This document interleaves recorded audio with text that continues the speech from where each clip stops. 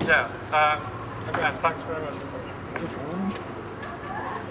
It's really great to see everybody here today. I'm just going to reiterate some of the things that we've been talking about so far. This government is sick. They're sick. There's nothing good about any of the cuts they're making. They took mobility payments off disabled children. They've taken money away from getting disabled children into school. They're taking money away from getting poor kids into college. They're making decisions for them. The arts and humanities having their budget completely slashed. They're making a judgment on whether our degrees are valid. Well, they're not qualified. Half of them actually got an arts and humanities degree. PPE is an arts and humanities degree. And to be honest, if that's what it produces, then maybe we should have a look at what's on there.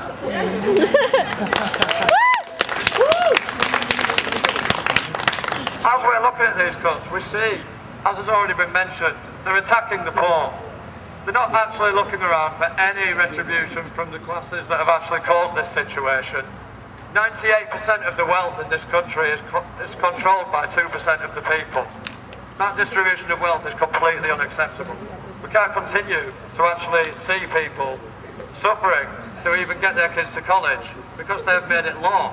If they take away the choice, if they take away the incentive for people to learn, it sends out an attitude that it's not worth them learning, that they might as well give up before they're even actually old enough to vote. The kids they're picking on with the MA can't even vote about it. The university students have voted this time and they voted for a liar. Nick Clegg got in on the student vote and he lied. We all know it. There's nothing we can actually get him to do about it, apparently, because he said publicly that he's going to ignore any protest, he's going to ignore the student voice. Well, NUS have been trying for some time to get some recall on that, but the government, especially the Tories, have come out and said they're not going to pay attention to our voice.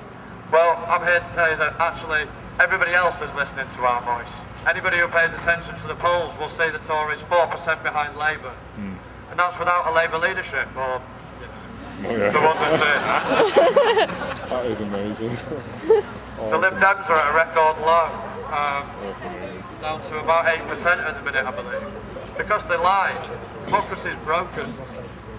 And it's not just broken nationally, it's broken locally as well. That's amazing. When we look at the way people are elected, when we look at how they get in on lies, people accept it because that's what Tories do. That's what Lib Dems do. That's what Labour do. That's what they've all done. And people are so used to the attribution of, well, a politician just lies, that's what they do. That's not fair. That is not what democracy is all about. How can we vote if nothing is ever going to come of it? How can we actually have a voice heard? It's the same thing locally. People here have been telling me that this is going to make no difference. Well, that's because they're being told it'll make no difference. If they're told all their lives it'll make no difference to stand up and fight for what you believe in, then absolutely. If you stay at home and do nothing, and do as you're told, then that's exactly what's going to happen. Occupation, protest, all of the things supported by the NUS are actually legal forms of protest. But it's not even advertised at school anymore. You have to get individual teachers with the personality and the willing to actually tell you about it. Everything has been depoliticised for us because they're not going to advertise that your voice can actually stop them doing anything. The corporations have the same problem. When it was found out that Coca-Cola had killed some union workers, their net worth went down by 5 billion overnight. That's the voice of the people speaking. That is what happens when you mess with the unions. That is what happens when you actually mess with the people who represent the people you're fighting for. As we're actually looking to go forward, there's some things that we need to consider locally as well. We want to actually look at how this institution can work together to fight these cuts.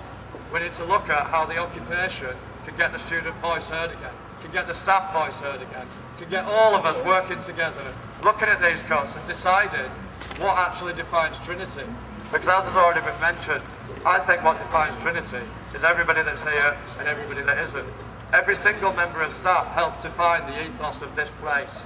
I came here because I knew I would get attention from my tutors. I knew that I would get time and effort spent on each of my lectures and time after if I wanted to see them. I knew that there'd be support staff here to help me. I knew that everybody here would be committed. And that's what I've told people who've asked me whether they should come to Trinity. I've told them absolutely they should come to Trinity. It's a fantastic university.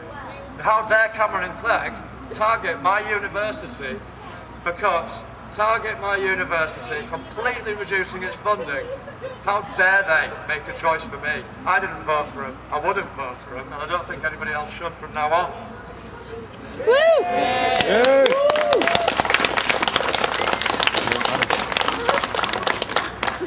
I'm looking at collegiality as a word, and I've heard it bandied about a bit. And I think that's what we need. I think there's an attitude of us and them between the students and the staff. And I've seen it evident. We need to all work together. We need to actually give each other our support. We need to get some of the fantastic support that they have been talking about today. We need to get everybody talking. We need to get everybody into the senior common room and treating it like a senior common room. We need to actually get conversations going about what everybody thinks is unfair. Yeah. Whether it's staff, whether it's students, whether it's support staff. I don't care who it is. I don't care if it's someone off the street. If they think what's happening to Trinity is going to affect them, then I want them to come and tell us about it, and we'll get as loud as we can about it. That's the point of the occupation. We're actually getting as much attention as anybody ever has. We've been on TV, we've been on the radio, we've been on the news all the time, and the growing student movement is fantastic. The unions now are actually rising to the point where we're seeing Maggie's Britain again, and we'll see Maggie's defeat again. That's the point. You need to stand up and fight. You need to reduce this marketisation of our education system, because when you try and fit something as free-flowing and philosophical as education into a market, you get a lot of bankers. Just to sort of sum up really, one of the other things I've had to deal with in the last few weeks is people saying, well, there's no alternative, is there? There's nothing else we can do. The money's got to come from somewhere.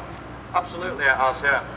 Just before Christmas, the levy on the banks they're repaying, the taxpayers' money, got reduced by David Cameron from £3.5 billion to £2.5 billion, and they gave out £7 billion in bonuses. Now, I'm not an economics student. I'd be funded if I was an economics student, but I'm not. But I can work out that 7's more than 2.5, and I'd quite like that back, thanks. Nice. £100 billion a year in unclaimed tax. Yeah. 100 billion. That's tax avoiders like Osborne, Cool. who decides what to do with working men's tax, working women's tax. Everybody's tax is divided on by that man, and he avoids 1.6 billion a year. And it's legal. The whole government is designed around the ruling classes keeping their cash, making the middle class and the working class suffer, and pay taxes that are unfair. And now they're taxing their children. They're taking away all the rights that we've had children build up lately. Young college students build up, university students build up, have been killed in one fell swoop. It's Maggie's Britain all over again. And when we see the marching, when they see the horse-charging students for daring to have a voice, then yeah, it's exactly Maggie's Britain. And that's what we need to be fighting back against. Everything we've done here has been legal. It's a peaceful form of protest. Occupation is a peaceful form of protest. Nobody is going to get in trouble for coming in. Nobody is going to get trouble for bringing down some cakes. Vegan preferably. It's legal. Anybody who punishes you for doing that can be sued. That's just the fact. It's your legal right to protest. It's your legal right to get involved. It's your legal right to have a voice out there. If you don't want to have a voice out there, come down and I'll shout for you. We'll all shout for you. The staff will shout for you. But we need to work together.